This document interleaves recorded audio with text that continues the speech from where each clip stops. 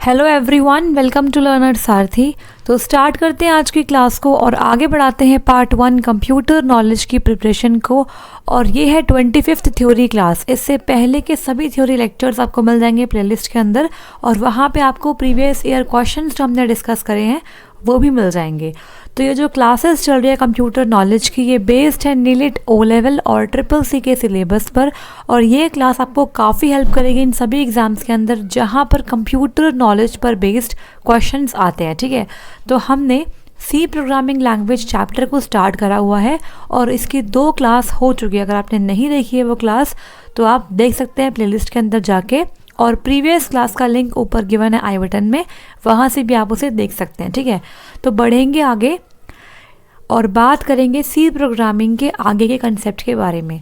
तो ये सब हम पढ़ चुके हैं पहले ही। इसके बाद बेसिक सिंटेक्स में आपको लास्ट क्लास में बता चुकी हूँ। इसके बाद आगे बढ़ेंगे। तो यहाँ तक मैंने आपको पढ़ा दिया था लास्ट क्लास के अंदर।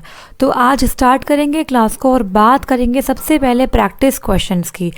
प्रीवियस 2 क्लास के अंदर जो भी हमने डिस्कस किया है उसी पर बेस्ड यहाँ पे प्रैक्टिस क्वेश्चंस होने वाले हैं। तो मैं आपको यहाँ पे बताऊंगी कि ऐसे क्वेश्चंस आ सकते हैं सी लैंग्वेज से। ठीक है, तो यहाँ पे स्टार्ट करते हैं सबसे पहले क्वेश्चन नंबर 1 के साथ। देखो, who invented C language? Charles Babbage, Graham Bell, Dennis Ritchie या फिर स्टीव जॉब्स? मेरे आंसर बताने से पहले ही आपको अपना आंसर चूज़ कर लेना है। ठीक है, ताकि आपको पता लगे कि हमें कितना समझ में आ रहा है। ठीक है, तो यहाँ पे इसका आंसर सब लोग जानते हैं क्या होगा। इसका आंसर होगा option number C, Dennis Ritchie. Full name is Dennis MacAlistair Ritchie. He also invented Unix operating system along with colleague Ken Thompson. आपको बताया था कि यूनिक्स ऑपरेटिंग सिस्टम के डेवलपर कौन कौन है? कैन थॉमसन और डेनिस रिची। और सी लैंग्वेज के इन्वेंटर कौन है? Dennis Ritchie. और किस ईयर में सी लैंग्वेज को बनाया गया था? तो इन 1972 में। ठीक है, आई होप आपको यहाँ पे समझ में आ रहा होगा। नेक्स्ट बढ़ेंगे आगे और बात करेंगे नेक्स्ट क्वेश्चन की। Question number 2, C is dash type of programming language? Object oriented, procedural, bit level language या फिर फंक्शनल लैंग्वेज? तो बहुत ही आसान सा ये क्वेश्चन है।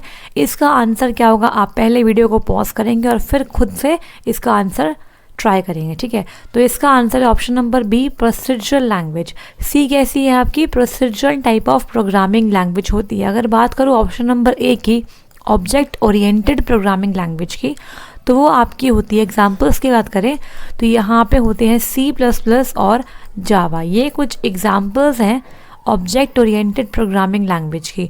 ऑब्जेक्ट ओरिएंटेड का मतलब क्या है कि यहाँ पर हम क्लासेस और ऑब्जेक्ट्स का कंसेप्ट पढ़ते हैं। ठीक है, तो C++ आपको पूरा नहीं पढ़ना है एग्ज़ाम के लिए, आपको सिर्फ यहाँ पे इम्पॉर्टेंट टॉपिक्स पढ़ने हैं जहाँ से क्वेश्चंस बन सकते हैं। ठीक है, तो मैं आपको आगे पढ़ाऊँगी C++ के कुछ इम्पॉर्टेंट टॉपिक्स जो एग्ज़ाम के लिए इम्पॉर्टेंट हो सकते हैं।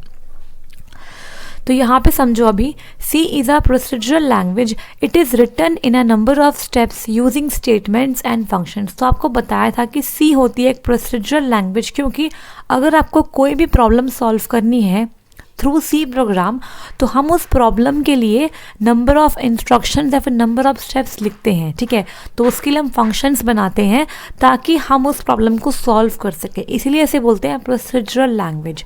Logic is clearly depicted in the program.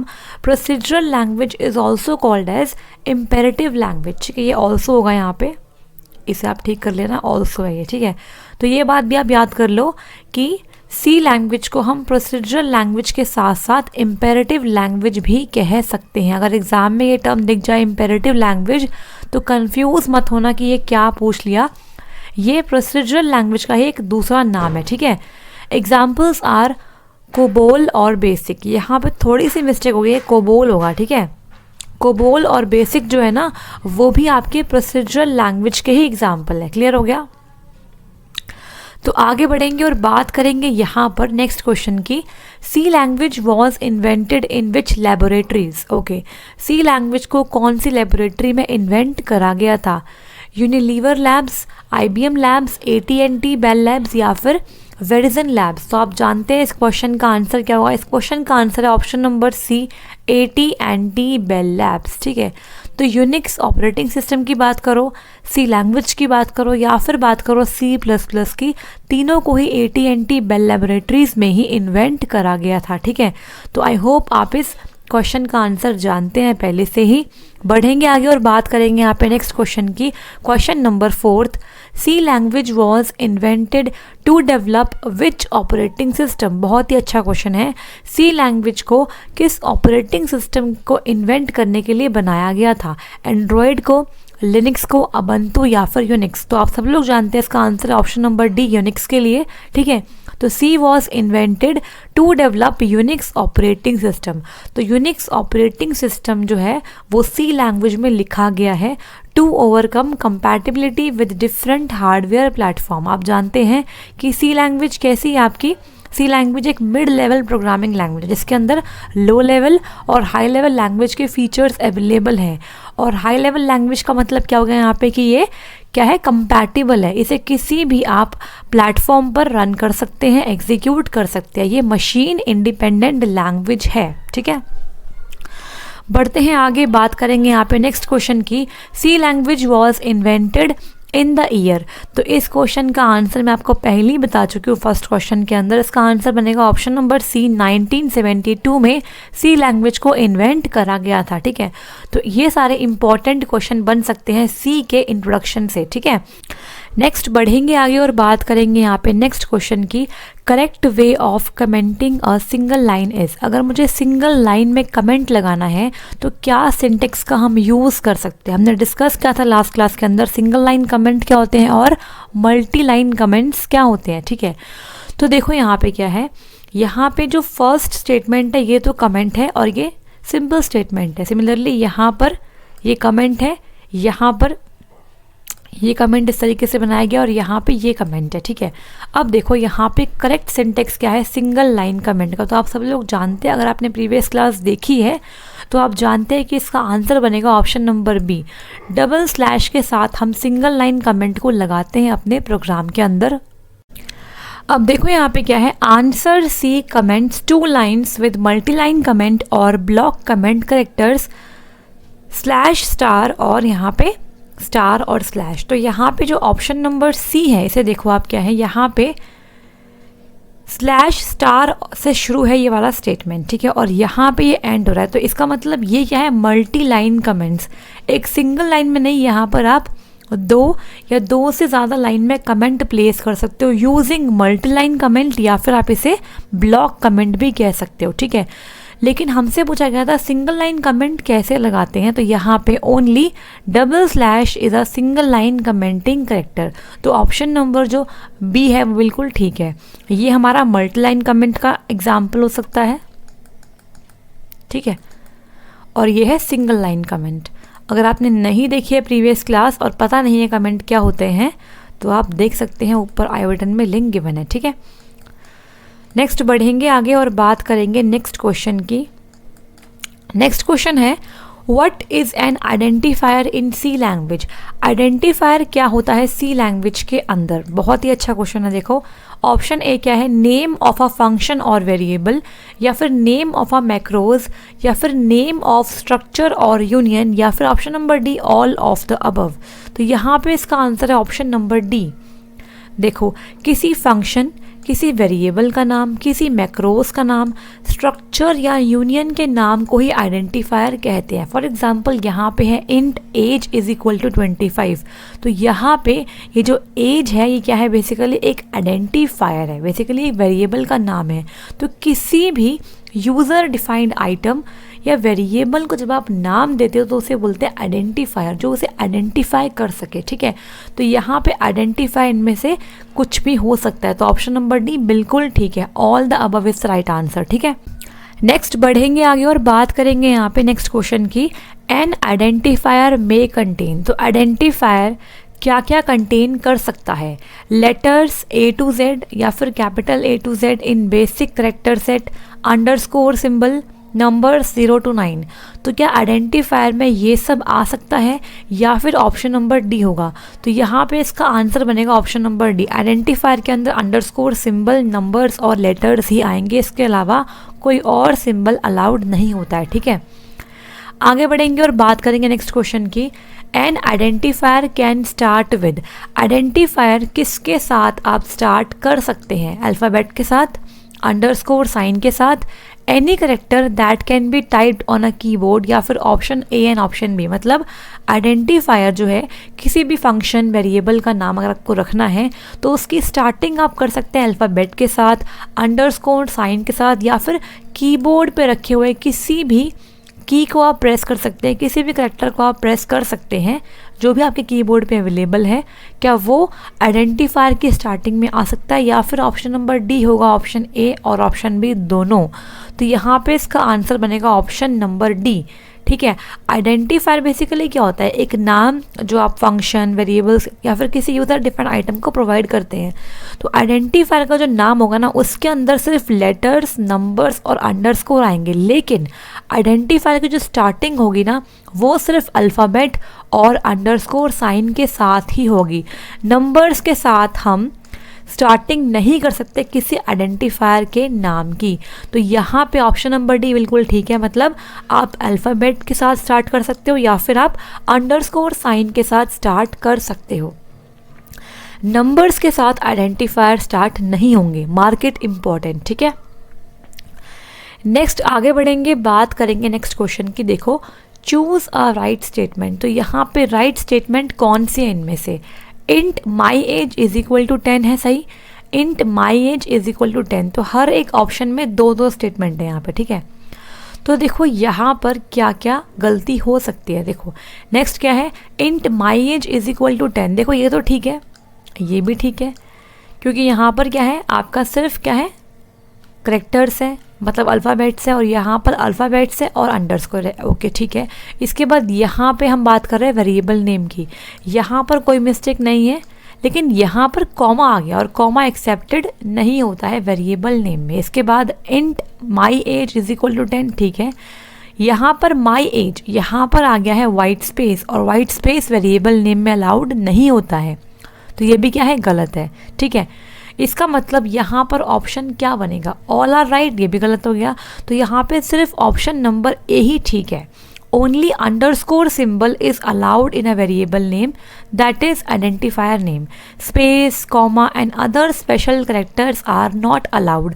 तो इसका मतलब यहाँ पे ऑप्शन नंबर ए में दी हुई दोनों स्टेटमेंट बिल्कुल ठीक है।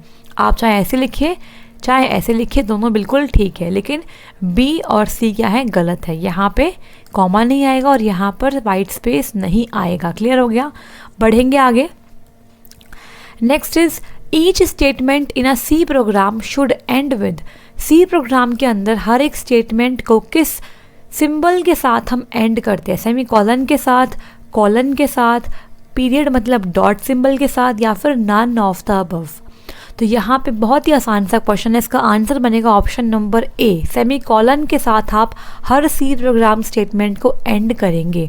अगर एंड नहीं करेंगे तो कंपाइलर वहाँ पर सिंटेक्स एरर शो कर देगा। तो यहाँ पे आंसर बनेगा ऑप्शन नंबर ए। अब देखो यहाँ पे क्या एग्जाम्पल है, int amount is equal to 10। जैसे कि आपने यहाँ पर एक वेरिएबल को डिक्लेयर किया और इनिशलाइज कर दिया। अमाउंट एक वेरिएबल नेम है जो इन टाइप का है और उसके अंदर 10 वैल्यू हमने असाइन कर दी है। यहाँ पर फ्लोट ए कॉमा बी। तो देखो दोनों ही स्टेटमेंट को एंड करते टाइम हमें यहाँ पे सेमीकोलन लगाना पड़ेगा। क्लियर हो गया, नेक्स्ट बढ़ेंगे आगे और बात करेंगे नेक्स्ट क्वेश्चन की। Number of keywords present in C language are. C language के अंदर कीवर्ड्स कितने होते हैं? मतलब रिजर्व्ड वर्ड्स जो पहले से ही प्री डिफाइंड होते हैं सी की लाइब्रेरी के अंदर। 32 होते हैं, 34, 62 या फिर 64 होते हैं। तो यहाँ पे इसका आंसर बनेगा option number A, 32 keywords are present in C language. ठीक है, देखो यहाँ पे only 32 keywords originally, compilers are individual companies can include and use extra keywords if required. ठीक है, तो ओरिजिनली तो बस 32 कीवर्ड होते हैं, लेकिन अलग अलग कंपाइलर्स कुछ एक्स्ट्रा कीवर्ड्स भी इंक्लूड कर सकते हैं। Such keyword should precede with underscore, 2 underscore, ठीक है, सिंबल्स बिफोर नेम्स। तो यहाँ पे क्या है, जो कीवर्ड्स अलग से एक्सेप्ट करेंगे कंपाइलर्स वो 2 अंडरस्कोर के साथ ही स्टार्ट होंगे। क्लियर हो गया, जैसे कि यहाँ पे एग्जांपल अंडरस्कोर अंडरस्कोर माई कीवर्ड। तो इस तरीके से हम उन कंपाइलर्स के अंदर कीवर्ड्स इंक्लूड कर सकते हैं। वैसे ओरिजिनल कितने होते हैं, 32 कीवर्ड्स ही होते हैं। आगे बढ़ेंगे आगे और बात करेंगे नेक्स्ट क्वेश्चन की। Choose a correct statement. तो यहाँ पे करेक्ट स्टेटमेंट चूज करनी है। ऑप्शन ए है C compiler converts your C program into machine readable language. C compiler जो होता है वो सी प्रोग्राम को मशीन रीडेबल लैंग्वेज में कन्वर्ट कर देता है, मतलब एक वो लैंग्वेज जिसे कंप्यूटर इजीली अंडरस्टैंड कर सकता है। Next is C editor allows you to type C programs. C editor जो होता है वहाँ पर आप सी प्रोग्राम्स को टाइप कर सकते हो। ये बेसिकली नोटपैड की तरह जहाँ पर एक्स्ट्रा ऑप्शंस आपको मिलते हैं। तो मैंने आपको फर्स्ट क्लास के अंदर दिखाया था डेव C++ चलाकर कैसे वहाँ पर प्रोग्राम लिखते हैं और एग्जीक्यूट करते हैं। तो वो बेसिकली क्या है, एक सी का एडिटर ही तो है, ठीक है। Console shows the output of a C program if it is text output. तो आपको दिखाया था कि किस तरीके से कंसोल पर आउटपुट शो होता है सी प्रोग्राम का। तो क्या ये सभी स्टेटमेंट बिल्कुल ठीक है? ऑप्शन नंबर डी बोलता है ऑल ऑफ द अबव। तो यहाँ पे इस क्वेश्चन का आंसर बनेगा option number D, these all statements are correct, ठीक है। नेक्स्ट बढ़ेंगे आगे और बात करेंगे नेक्स्ट क्वेश्चन की। What is the number of characters use to distinguish identifier और names of functions and global variables. तो कितने नंबर ऑफ करेक्टर्स यूज़ में आते हैं जिससे हम डिस्टिंग्विश कर सकते हैं किसी फंक्शन या ग्लोबल वेरिएबल के नेम्स के अंदर। तो यहाँ पे ऑप्शन 31 है, 32, 33 या फिर 28। तो बहुत अच्छा क्वेश्चन है ये। ऑप्शन क्या होगा इसका करेक्ट देखो। तो यहाँ पर ऑप्शन नंबर ए 31 करेक्टर्स बिल्कुल ठीक होने वाला। आपको बताया भी था मैंने कि वेरिएबल के नाम की कोई लिमिट नहीं होती है, आइडेंटिफायर के नाम की कोई लिमिट नहीं होती है, लेकिन कुछ कंपाइलर 31 करेक्टर्स के बाद एरर शो करने लग जाते हैं। तो यहाँ पे समझते हैं क्या है। First 31 characters in journal. If first 31 characters are same for two different identifiers, compiler get confused. देखो, अगर आपके पास दो अलग अलग वेरिएबल्स हैं या फिर दो अलग अलग फंक्शन नेम है, ठीक है, और अगर आपने उस फंक्शन नेम में 31 करेक्टर का इस्तेमाल किया है, अगर आपके पास दो फंक्शन नेम है और दोनों ही फंक्शन नेम के अंदर अगर आपने 31 करेक्टर से ऊपर करेक्टर्स का इस्तेमाल किया है, तो अगर पहले 31 करेक्टर्स दोनों फंक्शन नेम में सेम हुए तो उस केस में कंपाइलर कंफ्यूज हो सकता है। इसका मतलब हमें अगर अलग अलग फंक्शन नेम शो करने हैं तो पहले के 31 करेक्टर्स में कुछ चेंजेस रखने होंगे दोनों फंक्शन नेम के अंदर, ठीक है। तो यहाँ पे क्वेश्चन था कि कितने नंबर ऑफ करेक्टर्स यूज़ में आते हैं कि हम दो फंक्शन नेम या दो वेरिएबल नेम्स के अंदर डिस्टिंग्विश कर सके। तो 31 करेक्टर्स बेसिकली यहाँ पे आपका आंसर बनने वाला है, ठीक है। अगर किन्हीं भी दो वेरिएबल नेम्स का या फंक्शन नेम्स के 31 करेक्टर स्टार्टिंग के सेम है तो उस केस में कंपाइलर कंफ्यूज हो सकता है जब आप उसे एग्जीक्यूट करोगे तो, ठीक है। Next is question number next, which programme outputs hello world. तो अगर आपको स्क्रीन पर हेलो वर्ल्ड इस तरीके से प्रिंट करवाना है तो क्या सिंटेक्स मैं यहाँ पर यूज़ करूँगी। मेन के अंदर स्कैनएफ का इस्तेमाल करूँगी, मेन के अंदर प्रिंट एफ का इस्तेमाल करूँगी, मेन के अंदर प्रिंट का इस्तेमाल करूँगी या फिर मेन के अंदर स्कैन का इस्तेमाल करूँगी। तो आप सब लोग जानते हैं कि प्रिंट एफ जो फंक्शन है वो हमारा क्या है, लाइब्रेरी का बना बनाया फंक्शन है जो एक आउटपुट फंक्शन है, मतलब वो आपके स्टेटमेंट को कंसोल पर आउटपुट करके आपको देता है। तो यहाँ पर प्रिंट एफ वाली जो ऑप्शन है बिल्कुल ठीक है। तो यहाँ पे प्रिंट एफ फंक्शन का इस्तेमाल करके मैं इस हेलो वर्ल्ड स्टेटमेंट को कंसोल पर आउटपुट करवा लूँगी। हैंस ऑप्शन नंबर भी बिल्कुल ठीक है। तो आई होप आपको सभी क्वेश्चन समझ में आ गए होंगे। अगर किसी भी क्वेश्चन में कोई भी डाउट आता है तो कमेंट बॉक्स इज़ अवेलेबल, वहाँ पे आप अपना डाउट बता सकते हैं, ठीक है। बढ़ेंगे आगे और बात करेंगे। देखो यहाँ पे आंसर भी है। तो स्टार्ट करते हैं आज की क्लास के टॉपिक को। आज हम पढ़ने वाले हैं C variables, constant and literals के बारे में।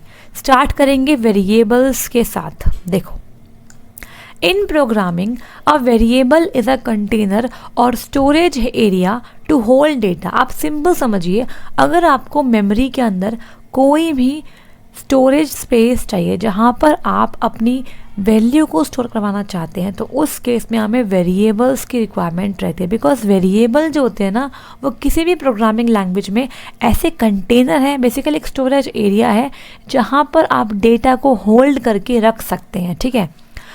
To indicate the storage area, each variable should be given a unique name, मतलब आइडेंटिफायर। तो अलग अलग वेरिएबल्स आप यूज़ करेंगे, हर एक वेरिएबल को आप डिफरेंट नाम देंगे, मतलब जो भी मेमोरी के अंदर आप स्टोरेज एरिया चाहते हैं डेटा को होल्ड करवाने के लिए, उस स्टोरेज एरिया को आप एक नाम दे रहे हैं। बेसिकली जो मेमोरी लोकेशन आप चाहते हैं उस मेमोरी लोकेशन को आप एक नाम दे रहे हो और उसे हम वेरिएबल कह रहे हैं, ठीक है।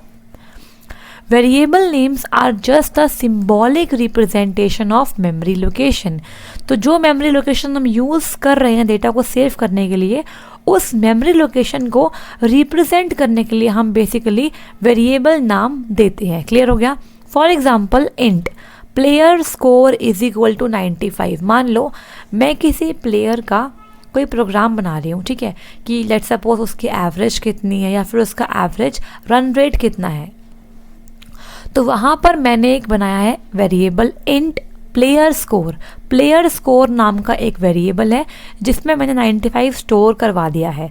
Here player score is a variable of int type. तो यहाँ पे प्लेयर स्कोर एक वेरिएबल है जिसका टाइप क्या है, इंटीजर टाइप इसका है। Here the variable is assigned an integer value 95। तो यहाँ पर हमने इस वेरिएबल नेम के अंदर 95 वैल्यू या फिर डेटा स्टोर करवा दिया है, ठीक है। नेक्स्ट देखिए क्या है, the value of a variable can be changed. हम वेरिएबल की वैल्यू को चेंज भी कर सकते हैं, हैंस द सेम वेरिएबल। यहाँ पे क्या आएगा, सेम वेरिएबल। सेम वेरिएबल की वैल्यू को आप फर्दर चेंज भी कर सकते हैं। फॉर एग्जांपल यहाँ पर char ch is equal to a।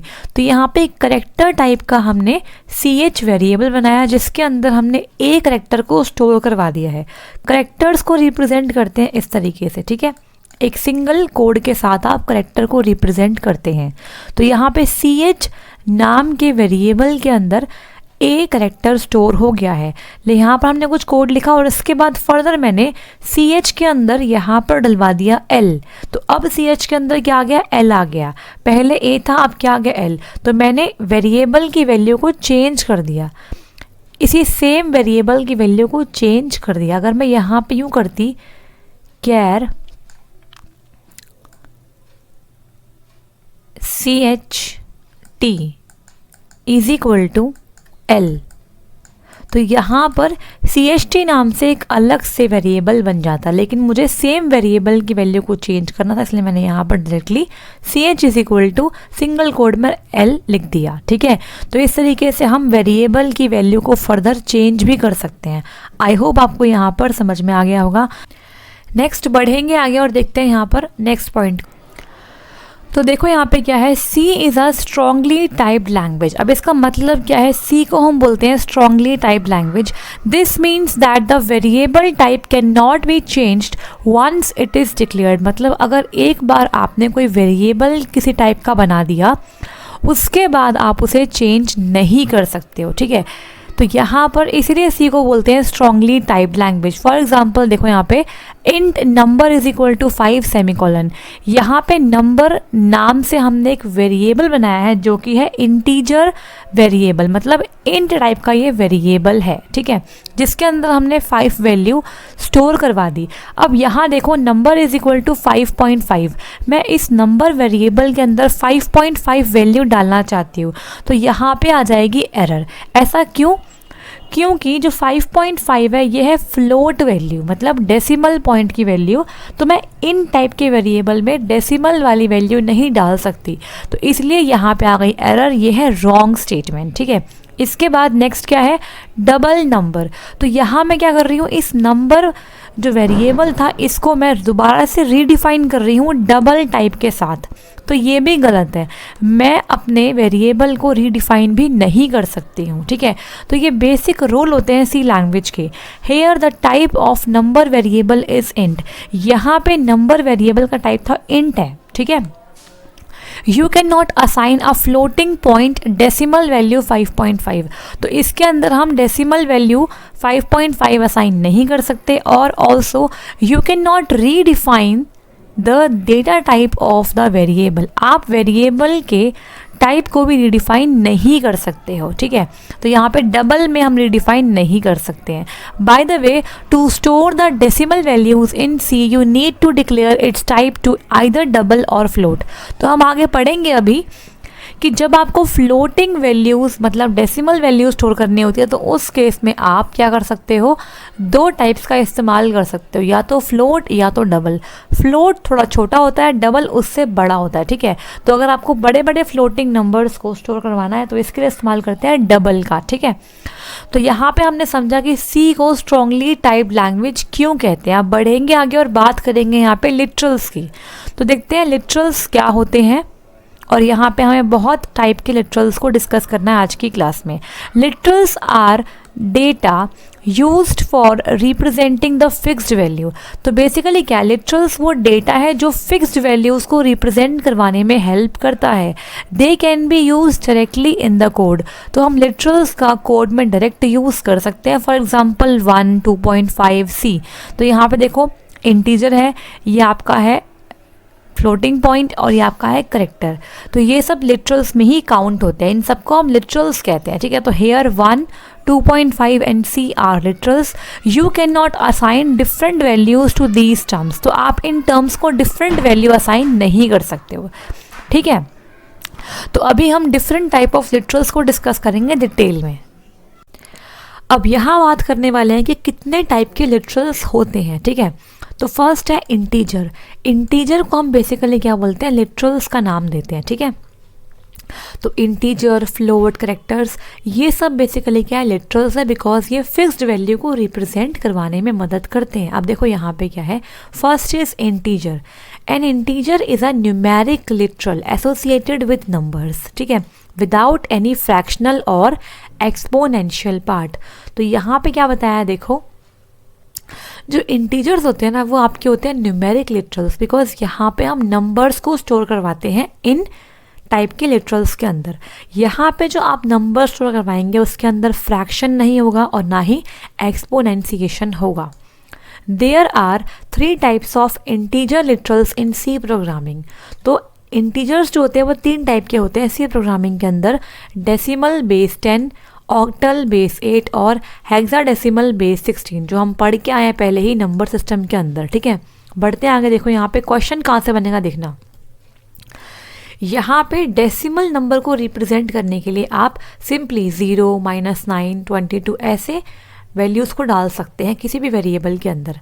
लेकिन यहाँ पे क्या है, ऑक्टल के लिए आपको आगे 0 को अपेंड करना पड़ेगा, 021, 077, 033। तो यहीं से क्वेश्चन बनेगा, ठीक है। आप देखो नेक्स्ट इज हेक्साडेसिमल लिटरल के लिए आपको 0 के साथ x भी लगाना पड़ेगा, ठीक है। 0x7f, 0x2a, 0x521। तो यहाँ पे क्या है कि आपको 0x लगाना पड़ेगा स्टार्टिंग में अगर आप कोई भी हेक्साडेसिमल लिटरल को स्टोर करवाना चाहते हैं तो। In C programming, octal start with a 0 and hexadecimal start with a 0x। तो इस तरीके से कंपाइलर को आइडिया मिलता है कि जो ये वेरिएबल के अंदर वैल्यू है ये ऑक्टल टाइप की है, डेसिमल टाइप की या फिर हेक्साडेसिमल टाइप की है, ठीक है। नेक्स्ट बढ़ते हैं आगे और बात करेंगे सेकेंड टाइप ऑफ लिटरल्स के बारे में, जो है फ्लोटिंग पॉइंट लिटरल्स, ठीक है। तो देखो यहाँ पे अ floating point literal is a numeric literal that has either a fractional form और द एक्सपोनेंट फॉर्म। तो floating point literal numeric literal होता है जिसके अंदर या तो फ्रैक्शनल फॉर्म होगी या फिर एक्सपोनेंट फॉर्म होगी। फॉर एग्जांपल -2.0, 0.00000234 या फिर -0.22e-5। और यहाँ पर e-5 का मतलब क्या है, 10 की पावर -5 इसका मतलब होता है, ठीक है। तो यहाँ पे है एक्सपोनेंट फॉर्म और यहाँ पे है फ्रैक्शनल फॉर्म, ठीक है। तो इस तरीके से फ्लोटिंग पॉइंट लिटरल्स होते हैं। नेक्स्ट बढ़ेंगे आगे और बात करेंगे नेक्स्ट टाइप ऑफ लिटरल्स के बारे में। नेक्स्ट इज करेक्टर्स, ठीक है। देखो यहाँ पे करेक्टर्स लिटरल क्या होता है ये समझो। A character literal is created by enclosing a single character inside the single quotation mark. तो जब सिंगल कोटेशन मार्क के अंदर आप कोई भी सिंगल करेक्टर लिखते हैं तो वो एक करेक्टर लिटरल माना जाता है। जैसे कि यहाँ पर ए हो गया, स्मॉल एम, कैपिटल एफ, 2 हो गया, एक ब्रैकेट हो गया। तो यहाँ पे आप कोई नंबर भी लिख सकते हैं या फिर कोई सिंबल भी लिख सकते हैं। वो भी अगर आप इनक्लोज कर देंगे सिंगल कोटेशन मार्क के अंदर तो वो एक सिंगल करेक्टर लिटरल माना जाएगा। क्लियर हो गया।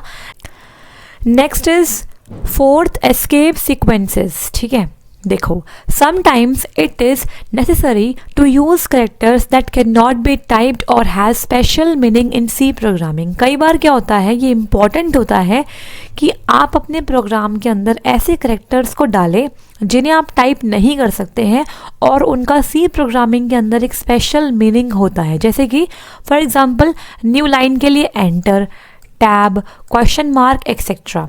In order to use these characters, escape sequences are used। तो अगर आपको इन करेक्टर्स को यूज़ करना है तो इसके लिए हम escape sequences का यूज़ करते हैं। ठीक है, अब देखो यहाँ पे escape sequence से क्वेश्चन बन सकता है। For example /n is used for new line, बहुत इंपॉर्टेंट है। /n आपने कई बार देखा है एग्जाम्पल के अंदर कि /n लगाते हैं कई बार। तो ये बेसिकली न्यू लाइन के लिए, एंटर के लिए इस्तेमाल करते हैं /n का। The backslash causes escape from the normal way the characters are handled by the compiler। देखो, अगर मैं n लिखती हूँ तो ये सिंपल एक क्या है, करेक्टर है, सिंपल एक अल्फ़ाबेट है। ठीक है, लेकिन अगर मैं इसके आगे लगा देती हूँ स्लैश तो ये बेसिकली बन जाएगा एक एस्केप सीक्वेंस। ठीक है, जिसे कंपाइलर डिफरेंट तरीके से हैंडल करेगा और इनका एक स्पेशल मीनिंग है सी प्रोग्रामिंग के अंदर। फॉर एग्जांपल अगर बात करें यहाँ पे तो यहाँ पे इस टेबल के अंदर कुछ इंपॉर्टेंट एस्केप सीक्वेंस गिवन है जहाँ से क्वेश्चन बन सकते हैं। तो बैक स्पेस के लिए कौन सा एस्केप सीक्वेंस होगा, तो ऐसे आपको मान लो 4 ऑप्शन दे दिए तो आपको इनमें से बताना है कि कौन सा ऑप्शन बैक स्पेस के लिए यूज़ होता है एज अ एस्केप सीक्वेंस। तो /b का इस्तेमाल करते हैं बैक स्पेस के लिए। फॉर्म फीड के लिए इस्तेमाल करते हैं /f का। अब फॉर्म फीड का मतलब ये होता है कि अगर आपको नेक्स्ट पेज के फर्स्ट वाली लाइन पे जाना है तो इसके लिए इस्तेमाल करेंगे /f का। इसके बाद न्यू लाइन करते हैं एंटर के लिए। इसके बाद रिटर्न करने के लिए इस्तेमाल करते हैं /r का। हॉरिजॉन्टल टैब देने के लिए /t, वर्टिकल टैब के लिए /f, बैक स्लैश के लिए डबल स्लैशेस। ठीक है, इसके बाद सिंगल कोटेशन मार्क अगर आपको डालना है तो इसके लिए स्लैश और सिंगल कोट।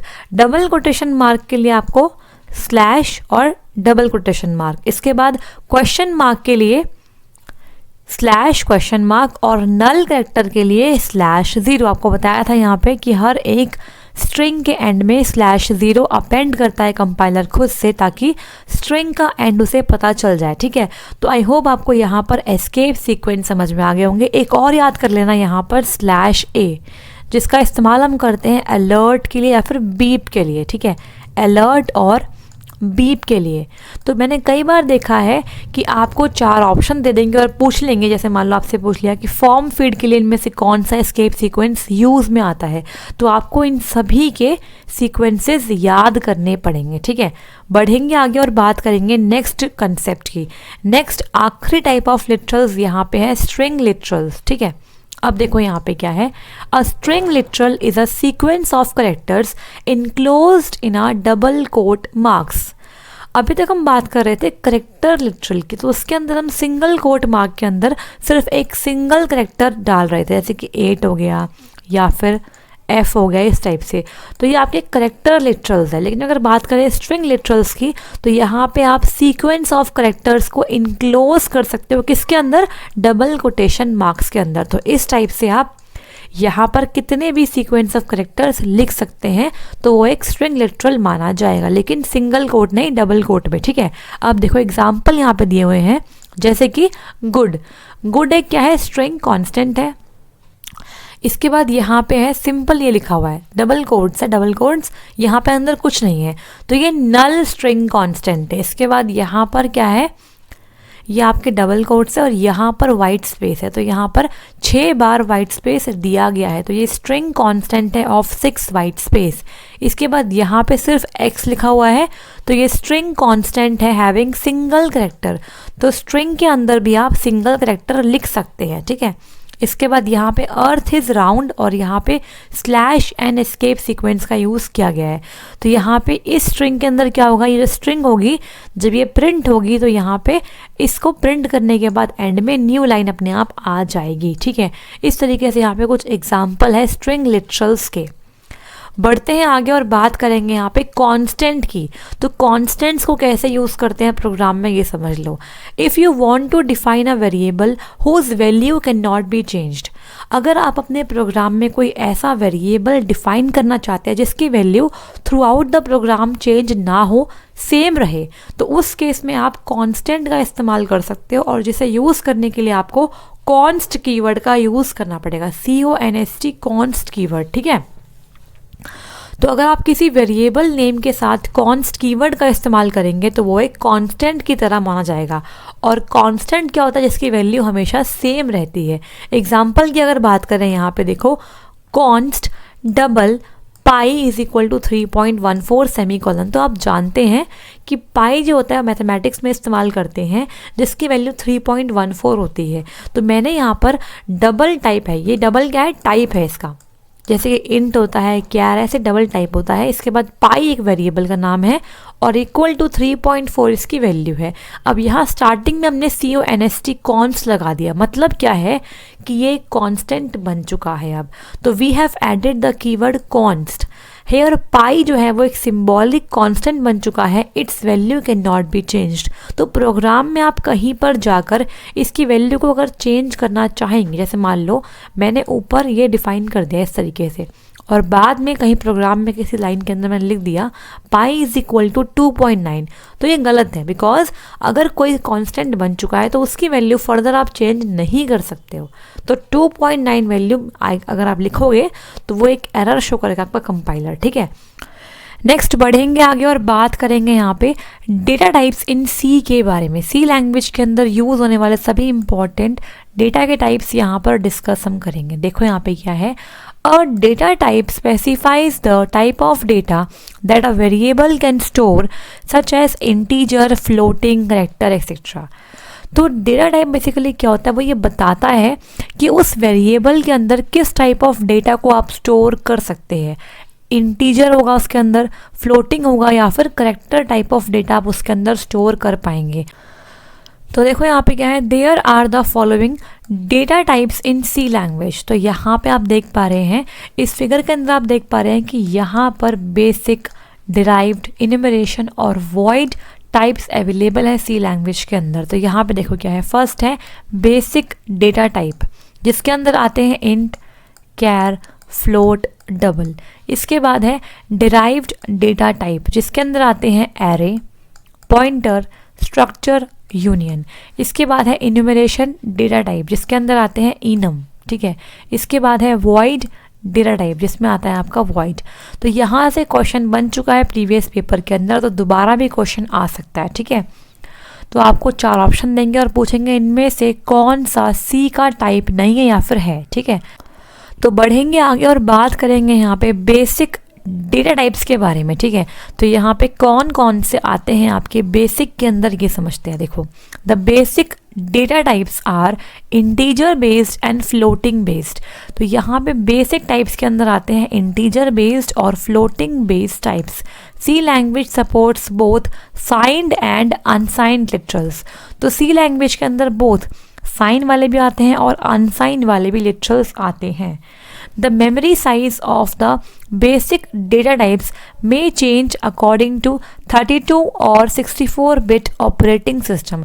तो अगर आपका जो OS है वो 32 बिट का है या फिर 64 बिट का है तो उस केस में इन टाइप्स का साइज वेरी करता है, ठीक है। तो यहाँ पे जो चार्ट है ये बेसिकली 32 बिट आर्किटेक्चर के अकॉर्डिंग गिवन है, ठीक है।